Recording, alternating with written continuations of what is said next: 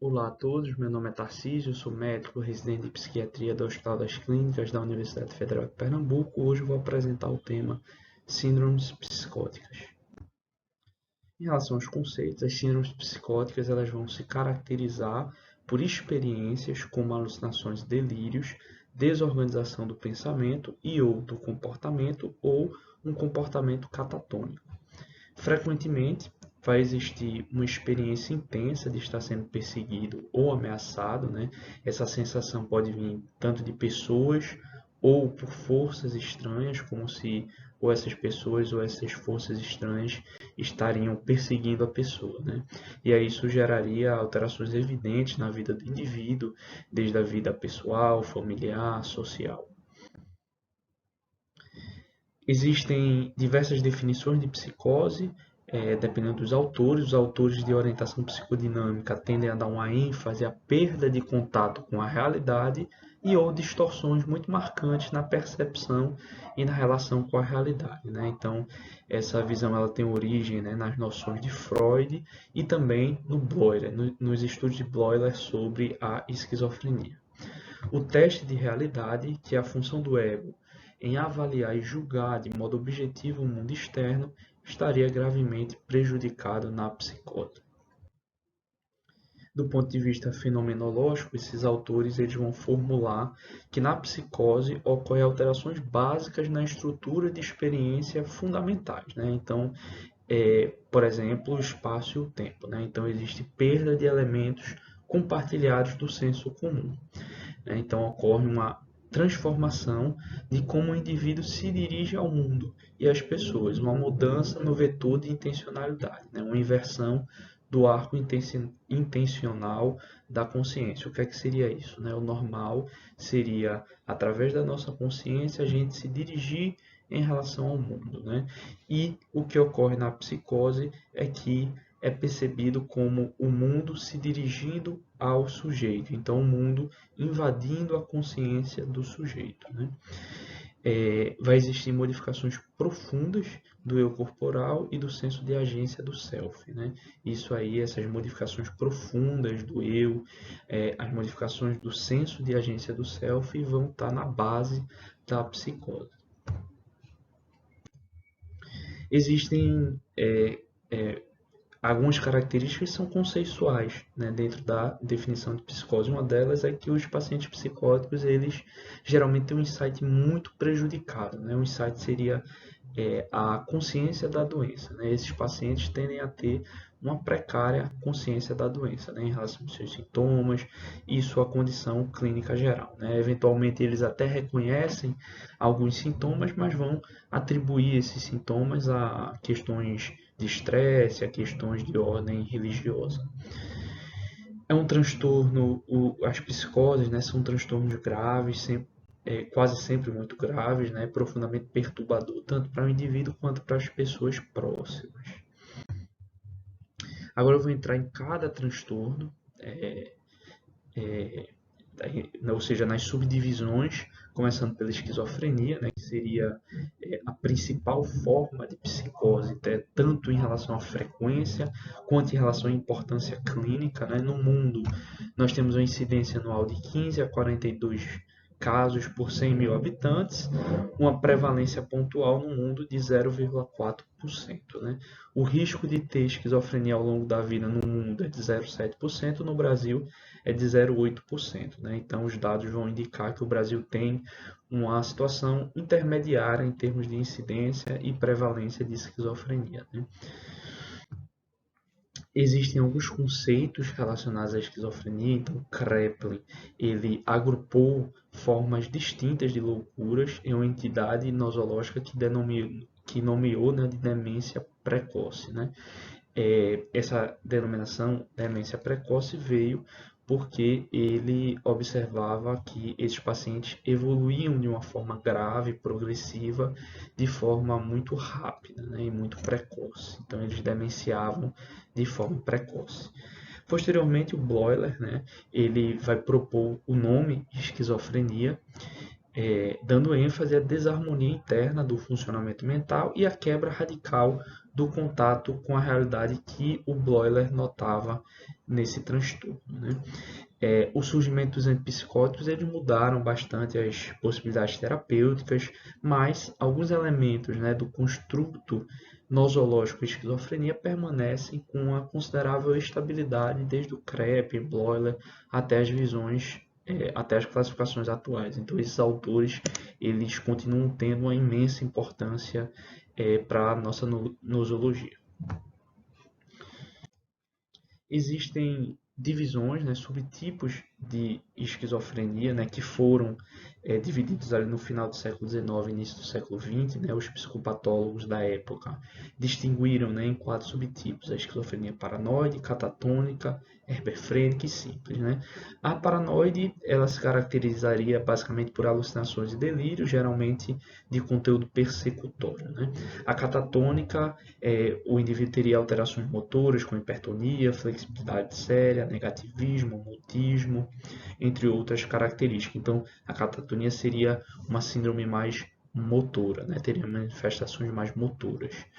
A herberfrênica, que seria um pensamento desorganizado, comportamento bizarro, um afeto pueril, infantilizado, seria desses subtipos de evoluções um subtipo de uma evolução mais grave, né? Nessa subdivisão. E a esquizofrenia simples, né, que existiria uma falta de sintomas característicos, mas com um lento e progressivo empobrecimento psíquico, comportamental, negligências do autocuidado, embotamento afetivo, distanciamento social, que são o que atualmente a gente chama de sintomas negativos, né? Eu vou falar posteriormente mais sobre os sintomas negativos. Porém, esses subtipos, né, eles foram abandonados pelos sistemas de classificações atuais porque eles não se revelaram suficientemente úteis por alguns dos motivos que eu vou elencar aqui, né? Então, esses subtipos eles não são estáveis ao longo do tempo, então muitas vezes o paciente muda o subtipo ao longo dos anos, né? Eles não predizem padrão de evolução da doença. Eles não predizem resposta a tratamento farmacológico ou ao tratamento psicossocial. Eles são heterogêneos em relação à base genética e neuronal da esquizofrenia e também, do ponto de vista de pesquisas, esses subtipos são cada vez menos usados em pesquisas. Em relação às definições, né, em contraposição à definição de subtipos delimitados, né, tem se dado muito mais importância à identificação de um conjunto de sintomas e comportamentos que podem se combinar de forma muito variada e heterogênea, né? Então, assim, o interesse seria muito mais estadiar a evolução da doença, observando a progressão e regressão dos sintomas e as dimensões sintomatológicas ao longo do tempo, né? Então, a importância sintomatológica aparecendo aqui. E aí, quando a gente fala de importância sintomatológica, a gente tem que entender os sintomas, né? E a gente tem a subdivisão dos sintomas negativos e positivos da esquizofrenia, né? Então, os sintomas negativos eles vão se caracterizar por perda de função psíquica na esfera da vontade, do pensamento, da linguagem e pelo empobrecimento global da vida afetiva, cognitiva e social do indivíduo, né? Vai ter um distanciamento e um afeto mais embotado, né? Uma perda de capacidade de sintonizar afetivamente com as pessoas, de ter ou de demonstrar ressonância afetiva no contato interpessoal, né? Então essas alterações geram retração social ou associabilidade, né? Então, em decorrência de alterações nas esferas afetivas e volitivas, o indivíduo vai se isolando do convívio social, né? Havendo redução dos interesses, né? Então, uma apatia, uma abulia, uma perda da volição, né? Do drive, do impulso para que o indivíduo haja socialmente. Também vai ocorrer alogia, ou um empobrecimento da linguagem, né, e do pensamento, que vai se constatar pela diminuição da fluência verbal ou um discurso mais empobrecido, né? Vai ter diminuição da vontade, uma avolição, uma diminuição da iniciativa, um hipopragmatismo, uma anedonia, né, que é uma diminuição da capacidade de experimentar e sentir prazer por atividades que antes o indivíduo tinha prazer, né? Então ele perde o prazer de uma atividade que antes era prazerosa, né? A anedonia é muito comum na depressão, né? E como que a gente diferencia a anedonia de uma depressão para a anedonia de um sintoma negativo da esquizofrenia, né? A anedonia da depressão, ela vai ser vivenciada com desconforto subjetivo, ou seja, o indivíduo vai se sentir incomodado com essa perda de prazer, né? Enquanto na esquizofrenia não vai se perceber esse desconforto afetivo, né? Esse desconforto subjetivo, é como se o indivíduo realmente tivesse tido uma espécie de um esvaziamento mesmo, tá? Esses sintomas negativos podem ser primários, ou seja, decorrentes da própria esquizofrenia, ou secundários, né? Por exemplo, decorrentes de efeitos colaterais dos antipsicóticos, né? Ou de depressão, ou de privação e isolamento social. Os sintomas negativos também podem surgir devido à ação inibitória de sintomas positivos, né? Como é que seria isso, né? O indivíduo, por exemplo, por sintomas positivos, né? Alucinações, delírios, persecutórios, ele fica mais isolado, né? E esse isolamento vai gerar uma perda, né? Uma perda da sociabilidade, né? Mas essa perda ela foi secundária a os sintomas positivos, né? Os sintomas negativos vão se observar em uma parte das pessoas com esquizofrenia, né? Uma negligência quanto a si mesmo, um descuido e desinteresse consigo mesmo, higiene pobre, um descuido com aparência, com saúde, né? Existe o conceito de autismo na esquizofrenia, que seria um distanciamento, um embotamento afetivo, retração social, restrição dos interesses pelo mundo externo, associado a uma certa inacessibilidade ao mundo interno do paciente, né? Então a gente não consegue acessar muito bem esse mundo interno do paciente e entender uma boa parte dos seus comportamentos, né? Os comportamentos rígidos, bizarros, pensamentos idiosincráticos, né? O sintoma, os sintomas negativos eles são relativamente refratários ao tratamento farmacológico e agravam, né, o curso da doença, empobrecendo a vida psíquica, a vida afetiva, a vida social dessas pessoas. Os sintomas positivos são Os sintomas positivos são manifestações novas, salientes do processo esquizofrênico, né? Então, as alucinações são frequentes. A mais comum é a auditiva, geralmente com conteúdo de acusação, de ameaça, mas também pode haver alucinações visuais, táteis, gustativas, olfativas. Também pode existir pseudo-alucinações. Ideias delirantes costumam ser de conteúdo persecutório, de autorreferência e de influência, mas também pode haver ideias delirantes de outros conteúdos, né? Os delírios e as alucinações, quando elas são, né, de conteúdo bizarro e não congruente com o humor basal do paciente, são indicadores robustos de esquizofrenia.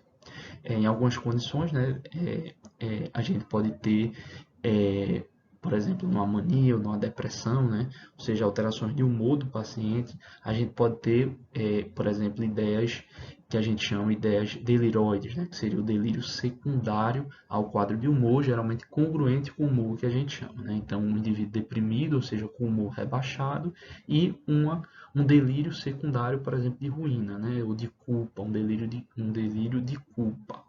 Então, isso também pode acontecer, mas quando o delírio ou a alucinação ela é de conteúdo bizarro e não está congruente com o humor, isso é um indicador robusto para a esquizofrenia.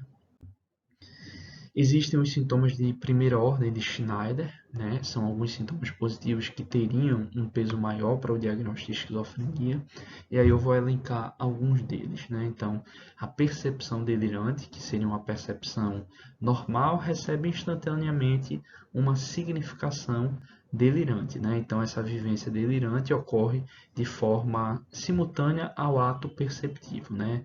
De forma abrupta, como uma espécie de revelação. Alucinações auditivas, geralmente com vozes que acompanham as ações do indivíduo com observações, fazem comentários e comandam a ação do indivíduo. Pode ter o eco do pensamento, ou sonorização do pensamento. O indivíduo ele escuta os seus pensamentos, assim que ele pensa. Então ele pensa e ao mesmo tempo tem a sensação de que está escutando esses pensamentos. Existe a difusão do pensamento, que o indivíduo vai ter a sensação de que seus pensamentos são ouvidos ou percebidos pelos outros no momento em que pensa. Então ele tem um pensamento e acha que esse pensamento foi ouvido, foi percebido pelas outras pessoas, né? O roubo do pensamento, que o indivíduo vai ter a sensação que seu pensamento foi extraído da sua mente, como se fosse roubado, né? Isso tá junto da ideia de bloqueio do pensamento, que o indivíduo tem a percepção de que de uma hora para outra o seu pensamento foi bloqueado, e aí muitas vezes ele interpreta isso com o roubo do pensamento, né? Então, esse pensamento foi bloqueado porque alguém roubou. Existem os distúrbios da vivência do eu, né? As vivências de influência sobre o corpo ou sobre a vida mental, que vai englobar, por exemplo, as vivências de influência sobre o corpo, né? No qual o paciente vai sentir como se uma força ou um ser externo estivesse agindo sobre o seu corpo, né? E existem as vivências do fabricado, ou do feito pelos outros, ou por forças externas impostas ao indivíduo no campo da sensação, sentimento, né? Seria uma experiência de que algo influencia de forma maciça o pensamento do indivíduo, o impulso, a vontade, né? Então, é algo feito e fabricado e imposto de fora do indivíduo, né? Esses sintomas eles indicam uma profunda alteração da relação eu-mundo, né? Uma alteração radical do self, das membranas que delimitam o eu em relação ao mundo, né? Ao sentir que uma força ou um comando é imposto de fora, o indivíduo ele vai ter a perda de controle sobre si mesmo, né? Uma invasão maciça de algo do mundo externo sobre o seu ser íntimo, né? Então, os pensamentos, ao mesmo tempo, os pensamentos mais íntimos são imediatamente percebidos por outras pessoas através da difusão do pensamento, né? Então, isso está expressando justamente uma perda da membrana que separa o eu do mundo, né? É como se existisse uma fusão do eu com o mundo, um avançar terrível do mundo público sobre o privado, assim como um extravasamento involuntário da experiência interior e íntima sobre o mundo circundante, né? Então, essa barreira que divide o eu do mundo, ela vai se perder, vai existir uma fusão do eu com o mundo e isso vai trazer uma repercussão muito importante para o indivíduo, né? Existem os sintomas de desorganização que podem ser classificados também junto aos sintomas positivos, mas alguns autores dividem. Existe uma certa correspondência dos sintomas de desorganização para o subtipo que era classificado, né, como esquizofrenia herberfrênica, né? Então vai ter pensamento progressivamente desorganizado, pode ter leve afrouxamento das associações até um descarrilhamento do pensamento, até a total desagregação e produção de um pensamento incompreensível com fragmentação da lógica, né? Pode existir tangencialidade, circunstancialidade em níveis não totalmente desorganizados da linguagem, né? E pode haver neologismo, né? Que seriam a produção de palavras novas, né? Os comportamentos desorganizados e incompreensíveis, particularmente aqueles comportamentos sociais e sexuais bizarros e inadequados, eles vão ser observados desde o vestimento, adorno, aparência e uma expressão geral mais bizarra do indivíduo, né? Vai ter um afeto inadequado, ambivalente, uma incongruência e um descompasso franco entre as esferas afetivas, ideativas e volitivas. Existem os sintomas psicomotores e a catatonia, né? Então a lentificação e o empobrecimento psicomotor com uma restrição do repertório da esfera gestual, motora, podem ter estereotipias de movimentos, né? Que seriam gestos ou atos repetidos de forma mecânica sem finalidades, né? Então a pessoa que vê não entende o que é aquilo, ou seja, percebe de forma idiosincrática, de forma bizarra.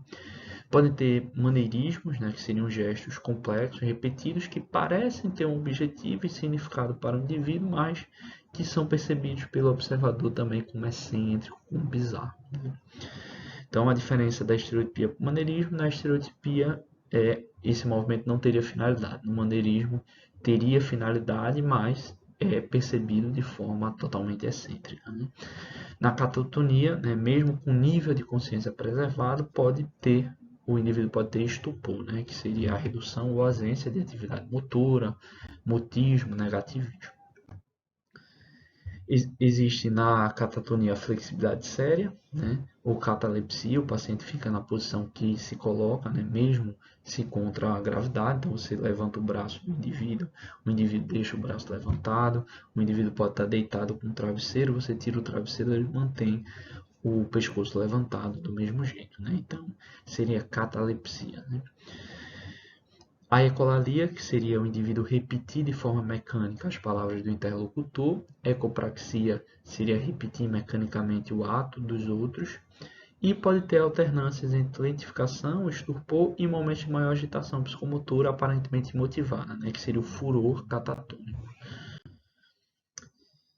Existem sintomas e prejuízos cognitivos na esquizofrenia, então vai existir alterações cognitivas difusas na doença, né? Geralmente essas alterações inclusive precedem o surgimento dos sintomas psicóticos e vão afetar a evolução funcional dos pacientes, né?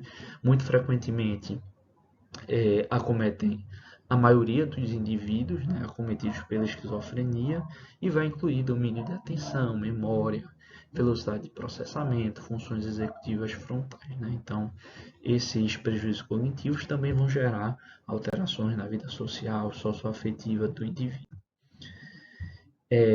Existe déficit em teorias da mente, que seria inferências ligadas à compreensão de intenções, disposições e crenças dos outros e de si mesmo, né? Vai ter uma dificuldade na percepção e no gerenciamento de emoções e déficit na percepção social, né? Então, o indivíduo pode ter, por exemplo, dificuldade em entender emoções a partir de pistas faciais, né? Por exemplo, um tom de voz, um gesto. Então, o indivíduo pode ter essa perda da capacidade de compreender as emoções a partir dessas pistas, né? Existe uma tendência a apresentar vieses de atribuição no sentido de dar atribuições negativas aos outros em vez de atribuir ao ambiente, né? Ou seja, sempre tendo a percepção assim de que os outros são mais hostis. Então isso pode acontecer, né? As alterações cognitivas são preditores de pior evolução na vida social e do trabalho, e tentativas de intervenção são de muita modesta eficácia para essas alterações cognitivas, então também é de difícil tratamento. Os sintomas de humor, né? Existe uma redução da experiência emocional, da expressão emocional, mas ao mesmo tempo os indivíduos também podem ter uma maior reatividade emocional, né? Sobretudo quando a gente está falando dos sintomas positivos, o paciente mais paranoide, submetido assim, se sentindo exposto a muitos estímulos, né? Então pode ter uma certa reatividade. Então, ao mesmo tempo que há uma redução da experiência emocional, pode haver uma maior reatividade emocional pelos sintomas positivos, né? Então seria o paradoxo emocional da esquizofrenia, né? Os pacientes esquizofrênicos têm uma maior quantidade de sintomas ansiosos e depressivos do que a população geral. Os sintomas de humor podem surgir atrelado ao sintoma da esquizofrenia e também atrelado aos efeitos colaterais de antipsicóticos, né? Vão contribuir para sofrimento, dificuldade pessoal e social que a esquizofrenia implica. Outras características, né, a falta de insight, que eu já cheguei a comentar, né, o indivíduo acha que não tem nenhum problema ou doença, eventualmente até tem sintoma, reconhece a presença do sintoma, mas atribui outras coisas, né, nervosismo, influência espiritual, muitas vezes se negam a ir ao médico, a buscar um tratamento, então muitas vezes são levados para o médico para buscar o tratamento através dos familiares. Lembrando que o insight ele é variável, né? Existem graus de insight e áreas dele mais prejudicado ou não, né? Então o insight não é tudo ou nada, né? Existem graus de insight, mas de maneira geral o insight tende a ser bastante prejudicado nesses pacientes, né? Pacientes com esquizofrenia podem ter sintomas neurológicos inespecíficos, né? Então, prejuízo na função olfativa, hipogesia, alterações de motilidade dos olhos, prejuízos na coordenação motora fina, sequenciamento de tarefas motoras complexas, presenças aumentada, né, de reflexos primitivos de liberação cortical e maior prevalência de mancinismo, né, ou dominância lateral mista, né, que seria ser canhoto ou ser ambidestro, né, ou seja, usar os dois membros, né, ser esquerdo e direito de forma similar, né? Então tenderia a ter maior prevalência nisso, mas são só estudos populacionais, né? Não entraria muito como um fator de risco, e sim como um achado populacional.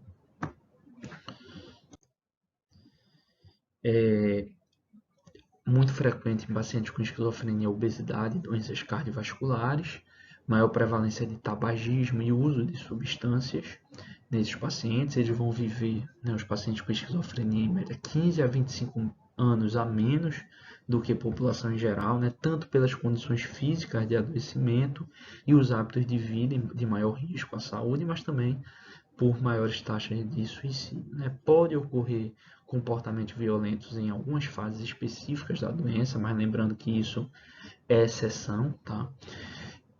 Os antipsicóticos são intervenções terapêuticas com maior evidência de eficácia, principalmente para os sintomas positivos, né? Para sintoma negativo e cognitivo são muito pouco eficazes e os antipsicóticos, inclusive, podem piorar os sintomas negativos. Agora falando dos outros transtornos, né? Começando pelo transtorno delirante. No passado, foi denominado paranoia por Kraepelin, né? É uma psicose próxima à esquizofrenia, mas distinta, né? Que vai se caracterizar pelo surgimento e desenvolvimento de um delírio ou de um sistema delirante, geralmente ali sobre o mesmo tema, com considerável preservação da personalidade, da afetividade, da cognição e do resto do psiquismo do indivíduo, né? Então isso diferencia bastante a esquizofrenia, que vai ter um comprometimento muito maior da personalidade, da afetividade, da cognição, né? Na esquizofrenia vai ter o que a gente chama de quebra de curva de vida, né? Então o indivíduo ele deixa de ser quem era, né? Aqui não, aqui o indivíduo no transtorno delirante vai ter uma relativa preservação da sua personalidade, né? Não deve haver no transtorno delirante pensamento ou comportamento francamente desorganizado ou sintomas negativos marcantes, né? Então, se tem comportamento francamente desorganizado, se tem sintoma negativo importante, a gente vai pensar também muito mais na esquizofrenia, né? Os delírios no transtorno delirante, eles são bem organizados e sistematizados e ficam ensistados em um domínio da vida e da personalidade do paciente, sem comprometer todo o resto, né? Então, o paciente ele preserva uma funcionalidade, mas tem aquele delírio ali insistado. Pode ter alucinações, mas elas não devem ser o elemento mais proeminente do quadro, né? Se fosse, se aproximaria de novo mais da esquizofrenia, mas geralmente quando tem alucinação está relacionado ao tema do delírio, né?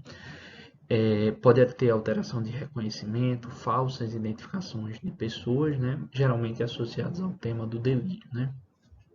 Geralmente vai ocorrer em sujeitos com mais de 40 ou 50 anos de idade, tende a ter um curso crônico e estável, né? A duração do delírio deve ser no mínimo um mês pelo DSM-5 ou 3 meses pelo CID-11, né? Mas no geral a duração é muito mais longa, podendo durar vários anos. Existe também a esquizofrenia tardia, antigamente chamada de parafrenia. O termo parafrenia é uma entidade nosológica de tradição psicopatológica referente a formas de psicose de aparecimento tardio, né, após 50, 60 anos, em que os delírios surgem acompanhados de alucinações, mas o que chama mais atenção é o delírio, com relativa preservação da personalidade, né, sem alterações ou com poucas alterações de afetividade, de vontade, né. E alguns autores vão colocar realmente a parafrenia como sendo uma forma tardia de esquizofrenia surgindo após os 50 anos de idade. Existem os transtornos psicóticos agudos, breves e transitórios.